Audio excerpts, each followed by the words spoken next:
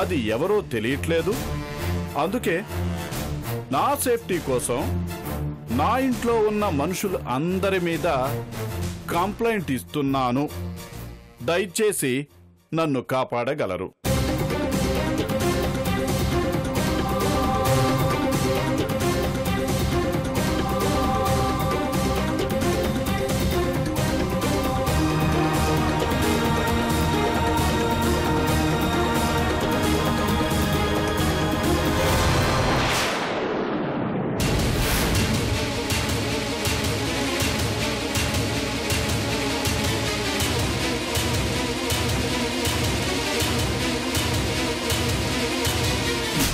ఏంట్రా, ఇప్పుడు క్లియర్గా అర్థమైందా?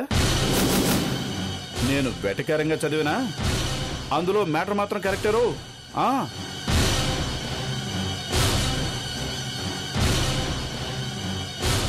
ఇప్పుడు ఈ ఇంట్లో అందరి మీద నేను యాక్షన్ తీసుకోవచ్చు.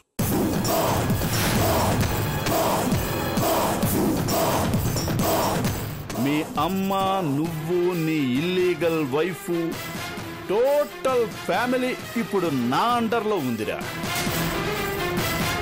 నందినిది డౌటే కాబట్టి ఓన్లీ వార్నింగ్ మాత్రమే ఇచ్చి వెళ్దామని వచ్చాను.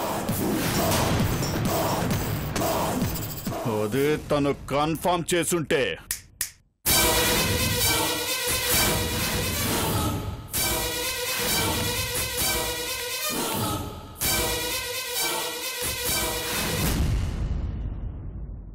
ఇన్ని మాటలుండవు. ఈ పాటికే మీ అందరినీ బొక్కలో వేసి నా స్టైల్లో ట్రీట్మెంట్ స్టార్ట్ చేసి ఉండేవాడిని.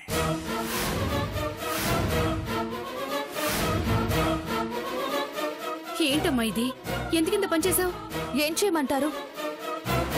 బతుకుతానో లేదో అన్న భయం కలిగించారు. అందుకే నా సేఫ్టీ నేను చూసుకున్నాను. పిచ్చి పట్టిందా నీకు? సొంత వాళ్ళ మీద కంప్లైంట్ ఇవ్వడం ఏంటే? సొంత వాళ్ళ? అలాంటి వాళ్ళు కూడా ఉన్నారా నాకు ఇంట్లో?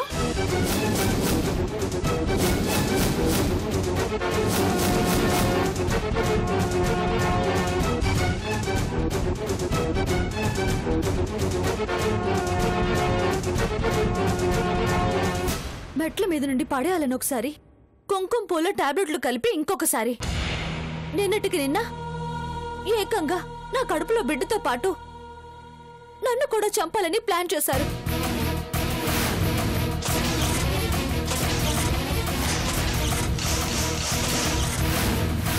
చావు పలకరించి వెళ్ళినట్లు అనిపించింది.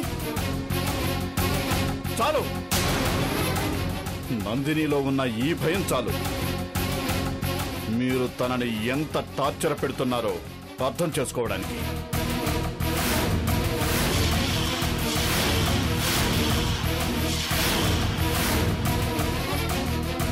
ఇకపై నందినిలో ఈ భయం కనిపించకూడదు. తన మాటల్లో వణుకు నేను చూడకూడదు. నందిని ఎప్పుడు నవ్వుతూ ఆరోగ్యంగా ఉండాలి. ఏ చిన్న తేడా జరిగినా ఈ రుద్రతాండం ఏంటో చూస్తారు.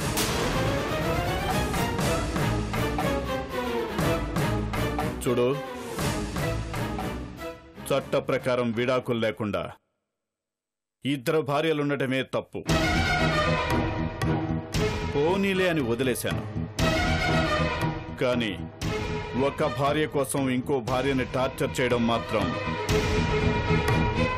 క్షమించను. జాగ్రత్త.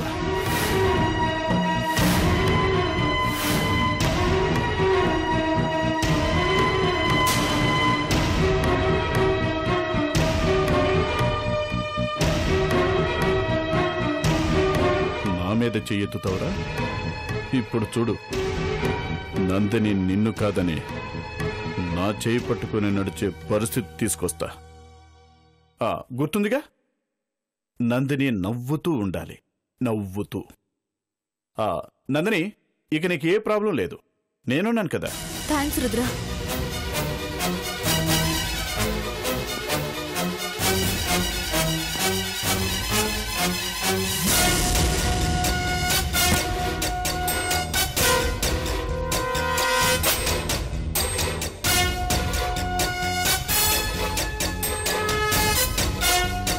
ఏంటి నందిని ఇదంతా?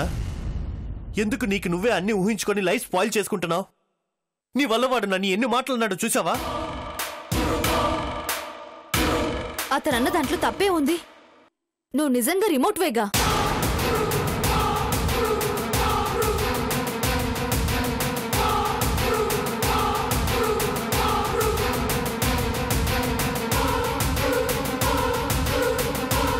జాగ్రత్త నందిని.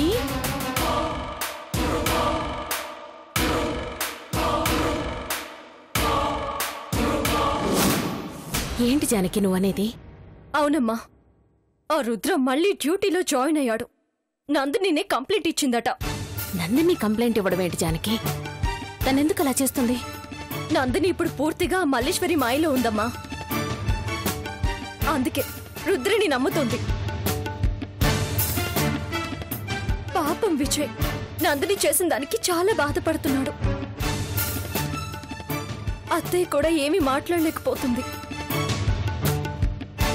నా మీద కోపంతో ఇంట్లో వాళ్ళందరినీ శత్రువులుగా చూస్తుందమ్మా. అదే నా బాధ.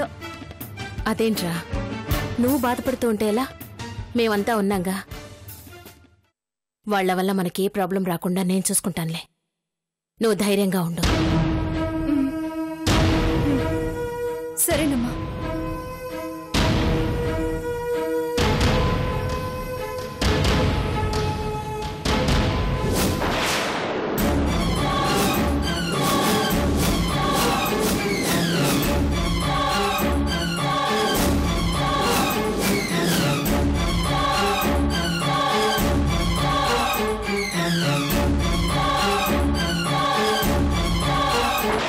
ఏంటి, జానికి ఫోన్ చేసిందా? మల్లీశ్వరి చెప్పిన సునామీ మీ ఇంటికొచ్చింది, మొత్తం స్మాష్ అయిందని చెప్పిందా? పాపం కూతురు కదా, తల్లితో కాకపోతే ఇంకెవరితో చెప్పుకుంటుంది? ఇంతకీ ది గ్రేట్ హరిశ్చంద్ర ప్రసాద్ గారు ఏరి కనిపించరే?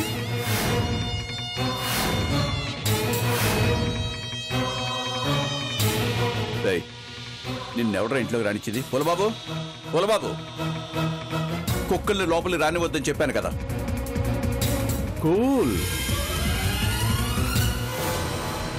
ఏంటి టెన్షన్ అయిపోతున్నా? ఆపితే ఆగిపోవడానికి నేనిప్పుడు వీధి కుక్కని కాదు, పోలీస్ కుక్కని. ఆపితే ఆన్ ది స్పాట్ అరచేయి తెగి నేల మీద పడుతుంది. పోలీస్. రేయ్, నువ్వు పోలీస్ వెంట్రా, పోరంబోకువి. ఎస్, పోరంబోకుండే. కానీ ఈ పోరంబోకుడే పోలీస్ అయితే ఈ పోస్టర్కున్న వాల్యూ ఏంటో తెలుసా? పవర్ ఏంటో తెలుసా? ఏదైనా నీకు థ్యాంక్స్ చెప్పాలనుంది మిస్టర్ హరిశ్చంద్ర ప్రసాద్.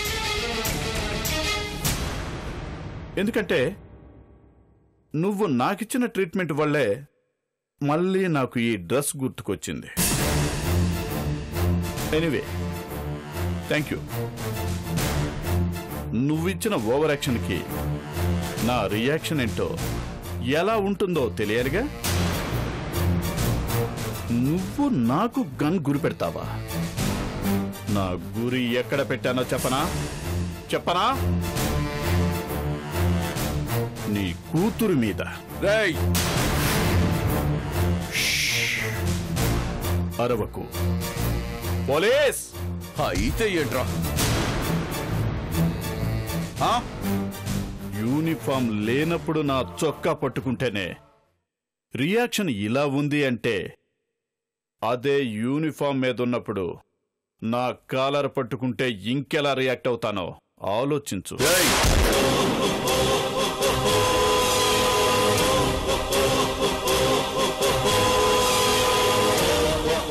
అది అలా ఉండాలి. ఇకపై నీకు చూడ్డం తప్ప చెయ్యడానికి ఏమీ ఉండదు మిస్టర్ హరిశ్చంద్ర ప్రసాద్. వద్దు హరి, కుక్క అని ఒప్పుకున్నాడు కదా, పాపం మొరిగే కుక్కలు కరవ్వని తెలీదనుకుంటా. మాకు మాత్రం తెలుసు. నువ్వేదో ఆవేశంలో మా ఇంటికొచ్చినట్టున్నావు. వెళ్ళి డ్యూటీ చేసుకో. డ్యూటీ మొదలు పెట్టిందే నీ కూతురు మీద కంప్లైంట్తో. Already I'm in duty.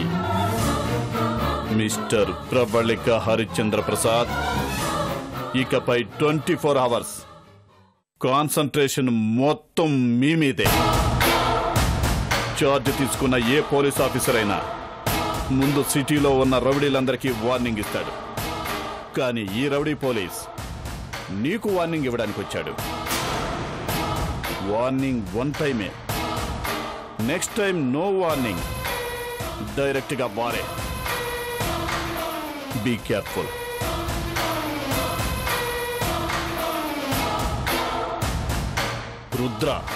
Rudra Prakash, police.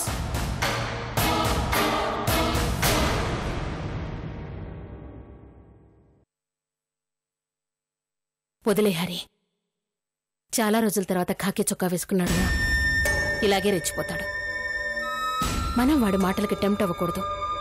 పైగా వాడు నందినికి ఏ హాని జరిగినా ఇంట్లో అందరూ బాధ్యులని కంప్లైంట్ తీసుకున్నాడు. వాట్? నందిని ఏ కంప్లైంట్ ఇచ్చింది, అందుకే వాడిలా ఎగిసి పడుతున్నాడు. ఇప్పుడు వాణ్ణి కొట్టడం మంచిది కాదు. తొక్కడం గురించి ఆలోచించు.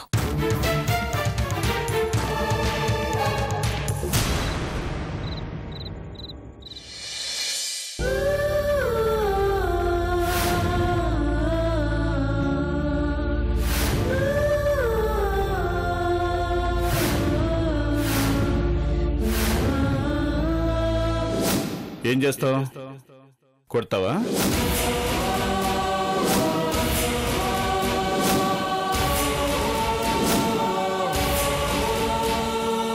చెప్పాను కదరా, నువ్వు ఒక బొమ్మవి అని. ఈ ఇంట్లో వాళ్లతోనే తనకు ప్రాణభయం ఉందని కంప్లైంట్ వచ్చింది. సొంత వాళ్ళ మీద కంప్లైంట్ ఇవ్వడం ఏంటే? అలాంటి వాళ్ళు కూడా ఉన్నారా నాకు ఇంట్లో?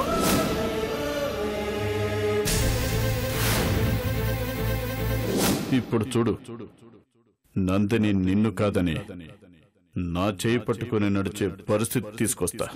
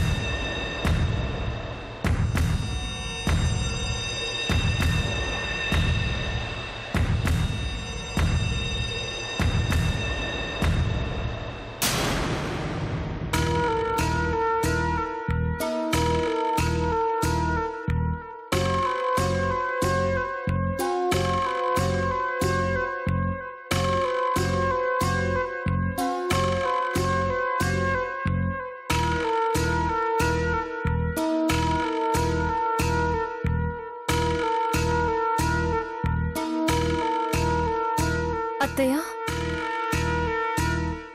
ఎంతసేపని ఇలా ఎదురు చూస్తుంటారు? విజయ్ వచ్చేస్తాడు. మీరేం కంగారు పడకండి. కంగారు పడకుండా ఎలా ఉండను జానకి? వాడి ఇంట్లోంచి వెళ్ళిపోతుంటే బయటికి వెళ్తే అయినా వాడి బాధని మర్చిపోయే అవకాశం ఉంటుందని ఊరుకున్నాను.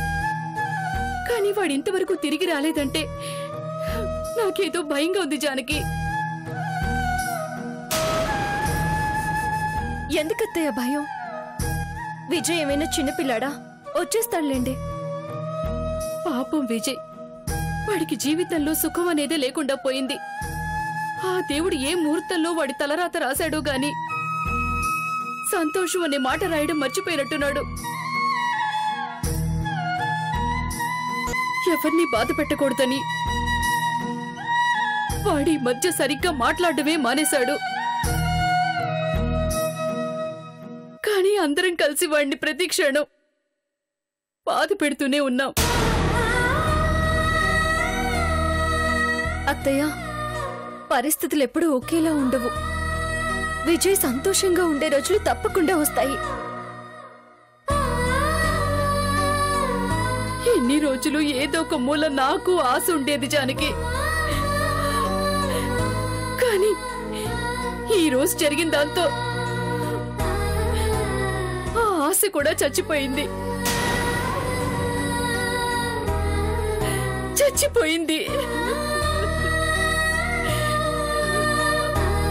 ఇంతకాలం నందిని ఎన్ని రకాలుగా బాధ పెట్టినా భరించాడు. ఎంత అవమానించినా సహించాడు. ఏదో ఒక రోజు తనలో మార్పు వస్తుందని ఓపిగ్గా ఎదురు చూశాడు.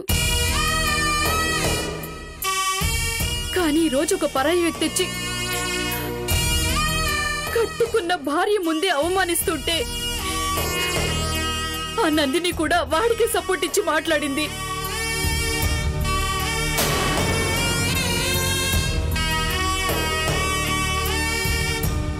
పైగా నా కొడుకుని వాడి ముందు తల దించుకునేలా చేసింది. ఇంత అవమానం వాడెలా తట్టుకోగలడమ్మా?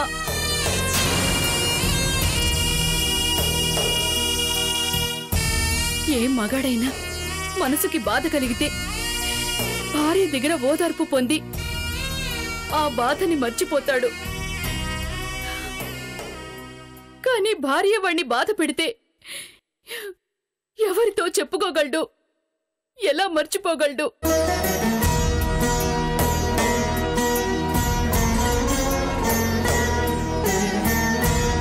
తల్లినున్నానన్న మాటే కాని ఏం జరిగినా చూస్తూ ఊరుకోవడం తప్ప ఏమీ చేయలేని నిస్సహాయ స్థితిలో ఉండిపోయాను. ఎందుకమ్మా నేను బ్రతికుండడం? చచ్చిపోవాలనిపిస్తుంది జానకి.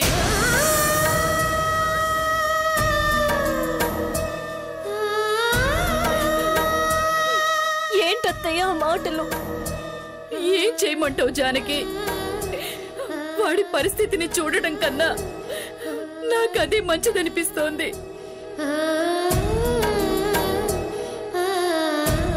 కన్న కొడుకు సంతోషాన్ని చూడలేని తల్లి బతుకు ఎందుకమ్మా?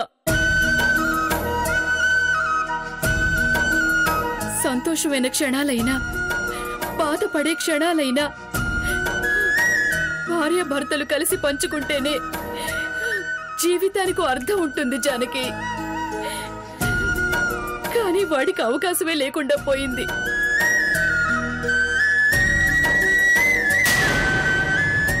సుఖంగా కాపురం చేసుకుంటున్నాడు అన్న తృప్తి లేదు. తండ్రి కాబోతున్నాడన్న ఆనందాన్ని అనుభవించే అదృష్టమూ లేదు. ఏం మిగిలిందమ్మా ఇంకా వాడి జీవితానికి?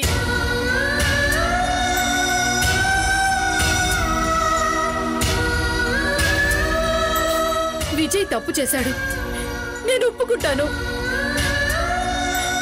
కానీ అది ఒకరిని మోసం చేయడానికో అన్యాయం చేయడానికో కాదు.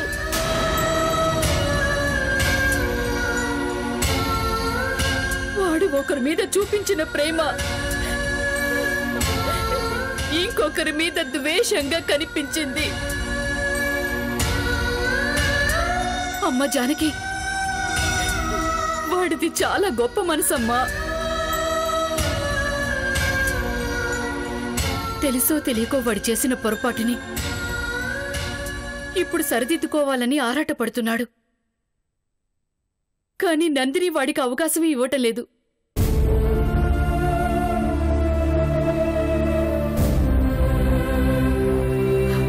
వాడు తనని చాలా బాధ పెట్టాడు. ఆ విషయం నాకు తెలుసు. కానీ దానికి ఇంత పెద్ద శిక్ష? మీ ఇద్దరు వాడికి రెండు కళ్ళు లాంటి వాళ్ళమ్మా. రెండింటిలో ఒక కన్నును పొడి చేసుకోమంటే వాడు ఏ కన్నుకి అన్యాయం చేయగలడమ్మా? మీ ఈ ఇద్దరిలో ఒకరికి అన్యాయం చేయటం ఇష్టం లేక, ఇద్దరికి న్యాయం చెయ్యలేక వాడెంత నలిగిపోతున్నాడో, ఎంత క్షోభకి గురవుతున్నాడో తల్లిగా నాకు మాత్రమే తెలుసు. అలాంటి వాడిని అర్థం చేసుకోకుండా నందిని వాడి మీద ఇంకా అసహ్యాన్ని పెంచుకుని వాడిని ద్వేషిస్తూ ఉంటే వాడు మాత్రం ఎంతని ఓపిక పట్టగలడమ్మా?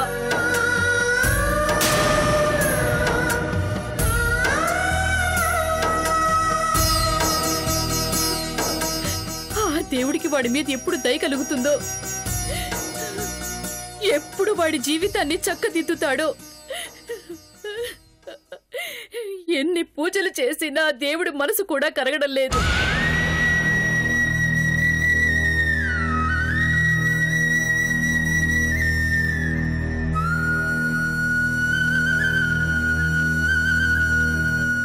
ఆఖరికి ఆ దేవుడు కూడా విజయ్ మీద పగ పెంచుకున్నట్టున్నాడు.